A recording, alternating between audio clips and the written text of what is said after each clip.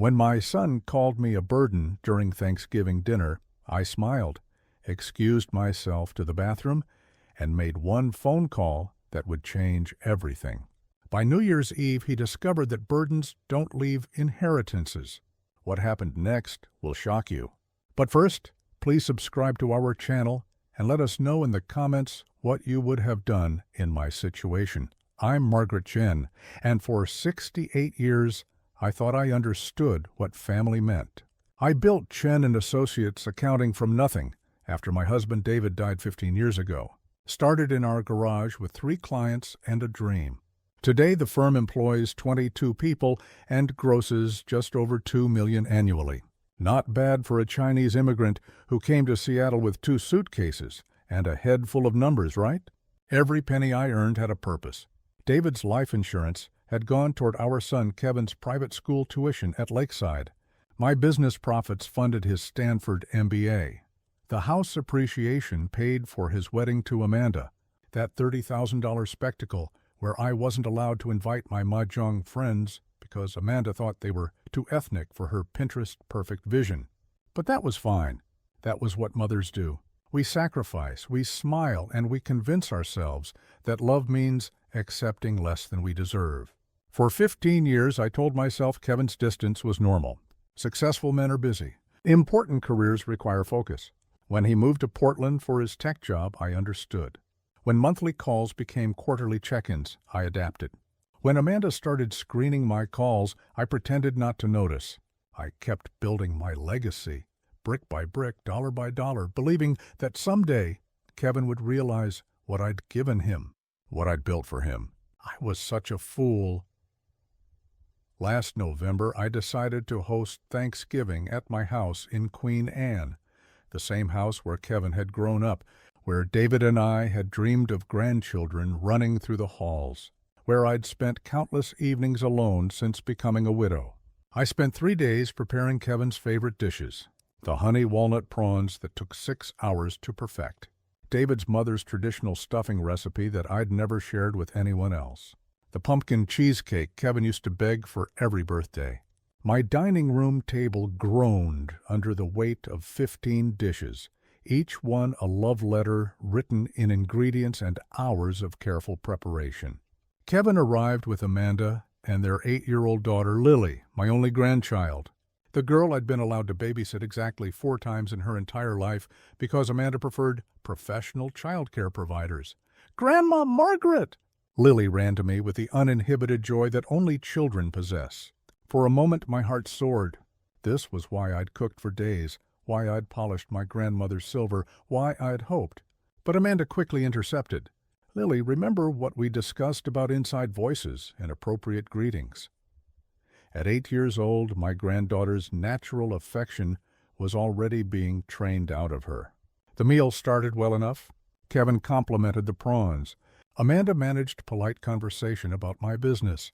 Lily colored quietly in her approved activities book, occasionally sneaking glances at me with curious eyes.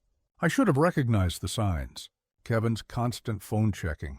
Amanda's tight smile when I mentioned planning Christmas together. The way they exchanged meaningful looks whenever I spoke about family traditions. But I was too hungry for their company, too desperate for connection, to read the warnings written in their body language. After dinner, as Amanda supervised Lily's bathroom routine with military precision, Kevin followed me into the kitchen. I was already washing dishes, my hands moving automatically through the familiar ritual of cleanup. "Mom," he said, his voice carrying that particular tone that meant bad news was coming, "we need to talk about Christmas." I turned to face him, dish towel still in my hands.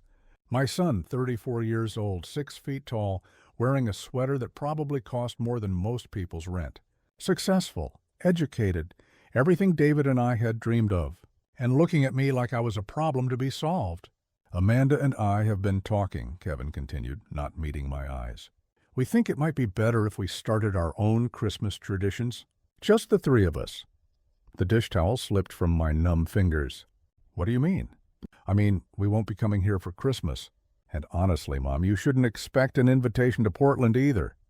The kitchen suddenly felt too small, too warm. "I don't understand. Did I do something wrong?" Kevin sighed, the sound of a man forced to explain something he found tiresome. It's not about right or wrong. It's about boundaries. Healthy family dynamics. Boundaries, I repeated slowly. Yes, Amanda's been reading about toxic family patterns, and we've realized that your expectations aren't really fair to our nuclear family. I gripped the edge of my granite countertop, the stone cold under my palms. What expectations? Oh, come on, Mom. The constant guilt trips about family dinners, the way you monopolize Lily when we visit, the inappropriate gifts that undermine our parenting decisions. Inappropriate gifts. My voice came out smaller than I intended. You mean the art supplies? The books? A $500 easel for an 8-year-old, Mom. We're trying to teach her the value of money, and then you swoop in playing fairy godmother. Heat flooded my chest. That easel was because she told me she wanted to be an artist. I was encouraging her dreams. You were interfering with our parenting, and frankly, it's become a pattern. The surprise visits to my office, the way you insert yourself into every major decision we make, the constant reminders about how much you've sacrificed for me. Each word hit like a physical blow. I never meant to. That's the problem, Mom. It's always about what you meant, what you wanted, what you expected. You never consider how your behavior affects us. Amanda appeared in the kitchen doorway, Lily's hand firmly in hers. Her smile was sharp as a blade. Margaret, thank you for dinner. It was. Abundant, as always. Abundant. Like my love was excessive, unseemly. We should get going, Kevin said, already reaching for his jacket. Early morning tomorrow. I followed them to the front door like a sleepwalker. Lily broke free from her mother's grip long enough to hug my legs. Bye, Grandma Margaret. I love you. Before I could respond, Amanda had her daughter's hand again, steering her toward their Tesla in my driveway. Kevin paused at the threshold. Mom, I need you to hear this. Really hear it. You're becoming a burden. To me, to Amanda, to our family. This neediness, this constant demand for attention and gratitude, it's exhausting. A burden. 15 years of widowhood, 34 years of motherhood, 68 years of life reduced to one word, burden. I know you think you're being loving, he continued, but love isn't supposed to feel like an obligation. And that's all your presence has become for us, an obligation we're tired of carrying.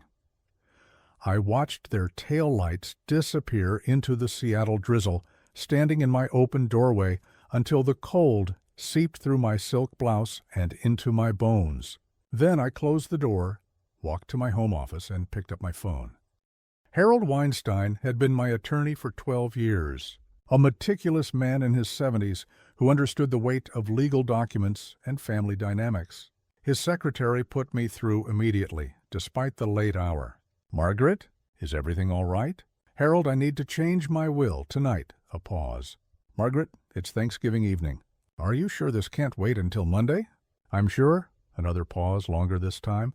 Harold was calculating, as lawyers do, whether this was grief talking or genuine resolve.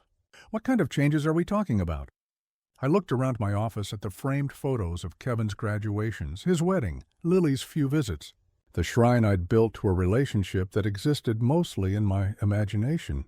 I want to leave everything to charity, the Seattle Children's Hospital, my business, my house, my investments, everything. Margaret. His voice was gentle now, the tone reserved for clients making emotional decisions. That's a substantial estate we're talking about. Over $4 million, if I remember correctly. Are you certain you want to disinherit Kevin entirely? $4 million. 4 million reasons why Kevin tolerated my presence at family gatherings. 4 million obligations I'd mistaken for love. Not entirely, I said. Leave him $5,000. Enough that he can't contest the will successfully, but not enough to mistake my intentions. And the reasoning for this change? I closed my eyes, Kevin's words echoing in my memory. Because burdens don't leave inheritances, Harold. They leave lessons. Harold was quiet for a long moment. I'll have the paperwork ready by Monday morning. But Margaret, I'd like you to sleep on this decision. Take the weekend to consider. I've been considering this decision my entire life, Harold. I just didn't know it until tonight. I hung up and sat in the silence of my empty house. No grandchildren's laughter. No son's voice calling from the kitchen. No daughter-in-law's polite conversation. Just me and the weight of finally understanding my place in Kevin's world. For the first time in 15 years, the silence felt like freedom instead of loneliness. I spent that weekend doing something I'd never allowed myself to do before. I paid attention to the truth instead of my hopes. Kevin's social media told the real story. Photos from their Portland life painted a picture of affluent success funded by my generosity. The private school tuition I'd quietly been. Covering for Lily appeared as casual mentions of our educational choices. The European vacation I'd funded for their 10th anniversary was documented, without a single mention of where the money had come from. Amanda's Instagram was even more revealing. Posts about financial independence and building generational wealth while wearing jewelry I'd bought for her birthdays.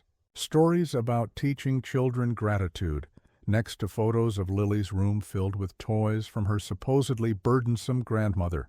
The comments from their friends painted me as the overbearing mother-in-law who couldn't respect boundaries. Someone had even liked a post where Amanda complained about elderly parents who refused to accept their adult children's autonomy. Elderly. I was 68, not 98. I ran a successful business, managed my own finances, and had never asked Kevin for a single thing except the privilege of loving him. But that was the narrative, the needy, demanding mother who couldn't let go. I dug deeper into public records, marriage certificates, property deeds. The timeline of my generosity mapped perfectly with their major life purchases. The down payment for their Portland house had come from my early inheritance gift of $50,000. Their wedding had been funded by my contribution to their future. Kevin's MBA debt forgiveness had been my investment in family success. $2.3 million over 15 years.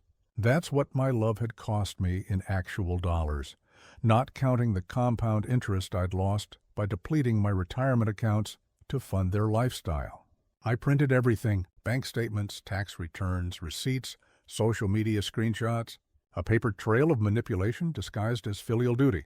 Monday morning, I walked into Harold's office with a banker's box full of evidence and a clarity I hadn't felt in years. Harold reviewed my weekend research with the careful attention he brought to all complex cases. His assistant, Jennifer, helped organize the documents while he examined the financial timeline. This is comprehensive, Margaret. You've essentially documented a pattern of financial exploitation. That's because it was financial exploitation, Harold. I just called it love for 15 years. He adjusted his reading glasses and looked at the amended will I'd drafted over the weekend. $5,000 to Kevin Chen, with the notation, to remember the burden you helped me understand I was. Is that legally sound? Legally, yes. Emotionally, it's going to devastate him. I thought about Lily's hug, about the years of stilted conversations, about Kevin's relief every time I made excuses to end our visits early. Harold, devastation implies he actually values what he's losing. Kevin made it clear that my presence in his life is an obligation, not a gift. I'm simply removing the obligation. The new will was remarkably simple. My business would be sold, proceeds going to Seattle Children's Hospital to fund a wing for underprivileged children. My house would become a residence for elderly immigrants who couldn't afford assisted living. My investment portfolio would establish scholarships for first-generation college students. $4 million that could change hundreds of lives instead of enabling 2 ungrateful ones. The media is going to be interested in this story, Harold warned. A successful businesswoman leaving her fortune to charity while disinheriting her only child.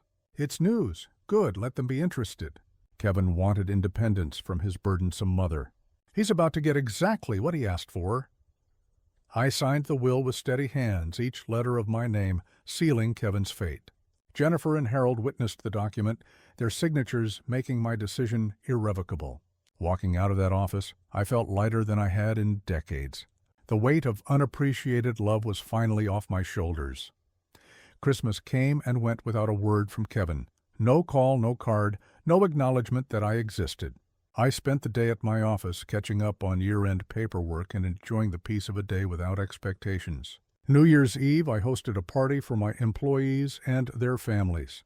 My house filled with laughter, children running through the halls I'd always imagined Kevin's children would claim as their own. My chosen family celebrating the year's successes and the promise of new beginnings. At midnight, as Seattle's fireworks lit up Elliott Bay, I raised my champagne glass to the year ahead. The year Kevin would learn the difference between love and obligation. The call came on January 15th, exactly 6 weeks after Thanksgiving dinner. "Mom?" Kevin's voice was different, smaller somehow. "We need to talk." "Hello, Kevin. How was your Christmas?" A pause.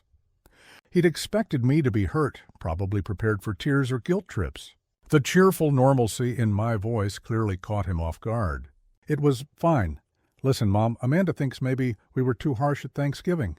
She wants to talk about rebuilding our relationship." I almost laughed. Amanda wanted to rebuild our relationship, the same Amanda who'd called me elderly and overbearing on social media. What prompted this change of heart? I don't know. She's been reading some articles about family estrangement, and she thinks maybe we could find a middle ground. More boundaries, but still. You know, family. Boundaries, I repeated. Like the boundary where I'm not welcome at Christmas? "Mom, please. I know we hurt your feelings, but can't we move past this? You're my only family. I don't want to lose you." The irony was perfect. Kevin had spent our entire relationship making me feel like an inconvenience, and now that he sensed I might actually disappear from his life, suddenly I was family worth keeping. "Kevin, I want you to listen carefully. You didn't hurt my feelings. You gave me a gift." "A gift?" "Clarity. For 15 years, I've been confused about my role in your life. You called me a burden, and you were absolutely right. I was a burden of expectations, obligations, and guilt that you never asked for." "Mom, I didn't mean—" "You meant every word. And I'm grateful for your honesty. It helped me make some important decisions about my future." "What kind of decisions?" I smiled, looking out my office window at the Seattle skyline. "The kind that remove burdens from people's lives, Kevin.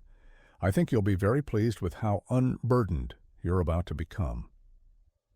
Kevin's voice took on a familiar edge, the tone he used when he suspected I was being difficult. "Mom, what are you talking about?" "I'm talking about the conversation we had at Thanksgiving. You made it very clear that my expectations were unfair to your nuclear family. So I've eliminated those expectations entirely." "What does that mean?" I leaned back in my desk chair, enjoying this moment more than I'd expected. "It means I've changed my will, Kevin. You're no longer my heir."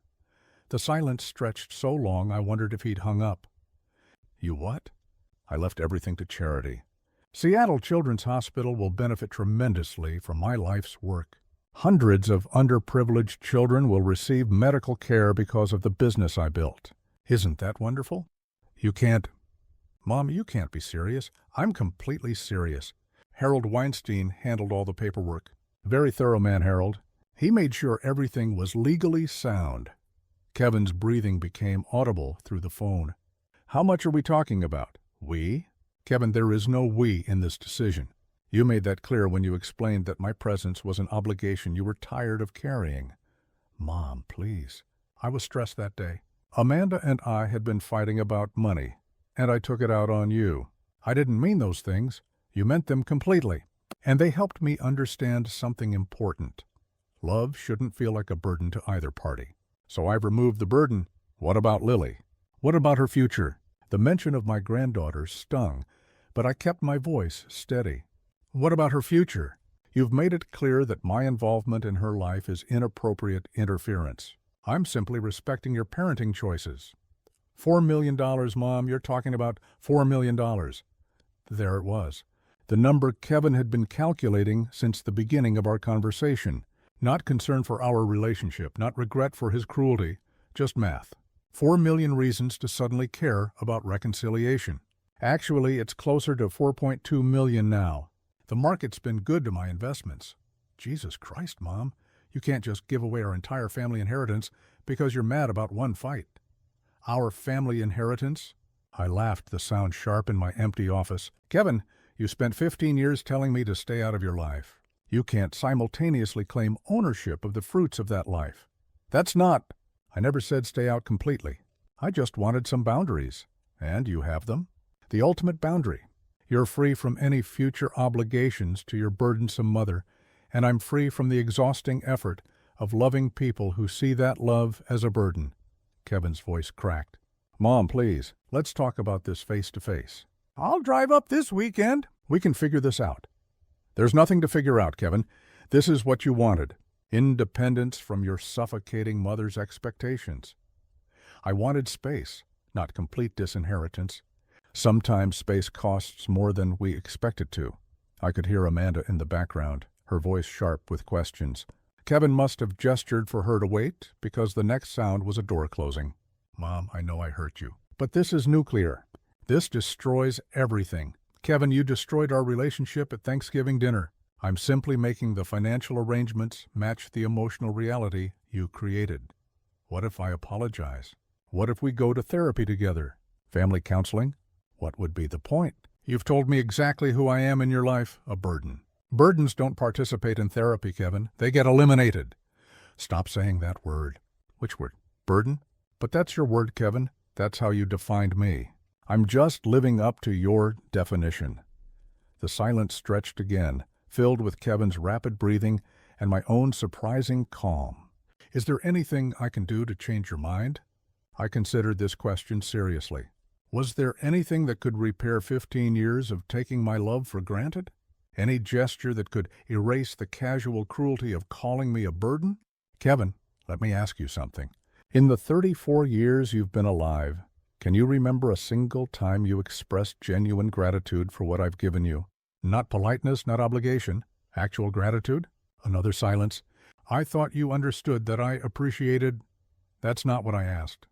I asked if you could remember expressing gratitude, actually saying thank you for the sacrifices I made to give you the life you wanted. The silence was my answer. Kevin, I spent $2.3 million supporting your adult life. I funded your MBA, your wedding, your house, your daughter's education. I never asked for anything in return except to be treated like family instead of an ATM with inconvenient emotions. You never said you were keeping track of the money.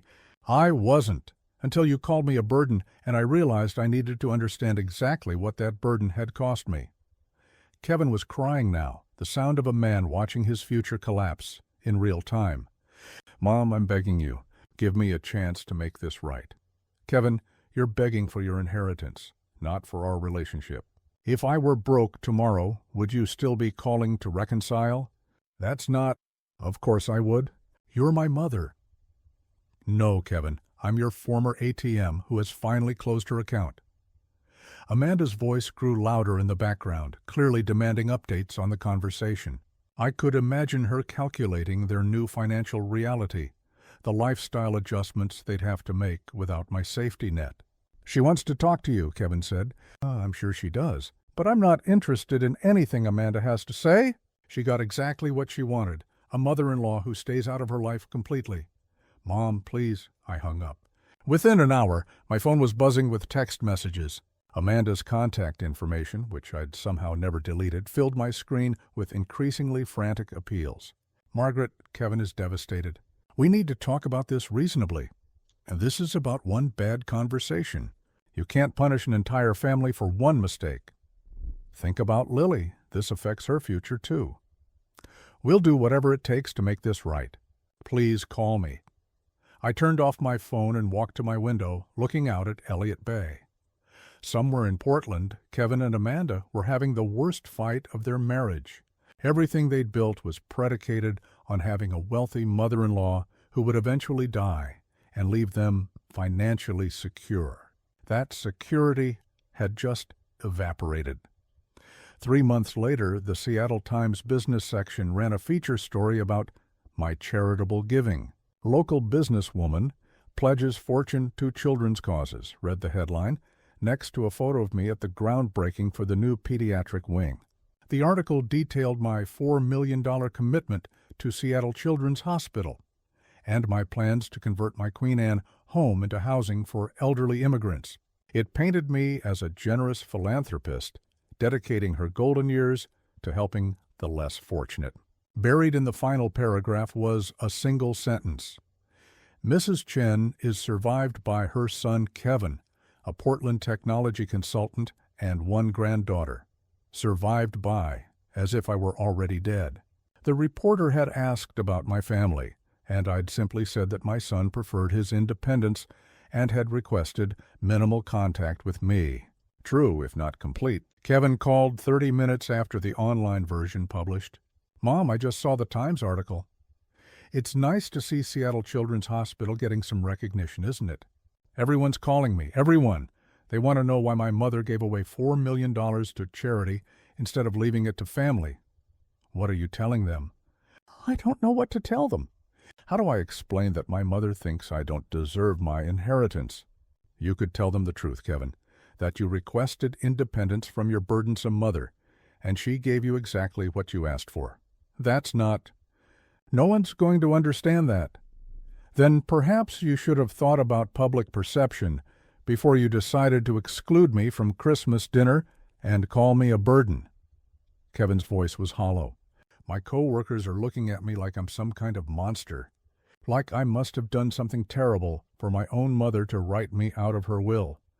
"Haven't you?" "It was one conversation, Mom. One bad day." "Kevin, it wasn't one bad day. It was 15 years of treating me like an inconvenience with a checkbook. The only difference is that, at Thanksgiving, you finally said it out loud." I could hear Amanda in the background again, her voice raised in what sounded like panic. "She's getting calls from her friends, too," Kevin said. "Everyone wants to know what kind of people we are that your own mother chose charity over family." "What kind of people are you, Kevin?" The question hung in the air like smoke. "I don't know anymore," he whispered. 6 months after I changed my will, Kevin showed up at my house unannounced. I found him sitting on my front steps at 7 in the morning, looking like he hadn't slept in weeks. "Kevin, what are you doing here?"